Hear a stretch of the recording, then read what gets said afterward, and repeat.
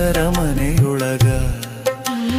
ಪರರು ಮಾಡಿದಂತ ಪಾಪ ಹೊರುವನು ತನ್ನ ತಲಿ ಮ್ಯಾಗ. ಬಂದ ಒಡನೆಯೇ ದೋಷ ಕಳೆಯುವನು ಭಕ್ತರ ಮನೆಯೊಳಗ. ಪರರು ಮಾಡಿದಂತ ಪಾಪ ಹೊರುವನು ತನ್ನ ತಲಿ ಮ್ಯಾಗ. ನೀಗಿದ ವಿಷವ ಕಂಠದೊಳಿರಿಸಿ ನುಡಿವನು ಓಂಕಾರ. ಸುಟ್ಟ ಕಿಚ್ಚಿನಲ್ಲಿ ಬಂದಂತ ಭಸ್ಮಾತನ ಶೃಂಗಾರ. ಸೇವೆ ಸಲ್ಲಿಸಿ ಒಮ್ಮೆ ನೋಡು ನಿನ್ನ ಬಾಳೆಲ್ಲ ಜೇಂಕಾರ. ಬರುವ ಭಕ್ತರಿಗೆ ಗುರುವಾಗಿ ನಿಂದು ಕೊಡುವನು ಆಕಾರ.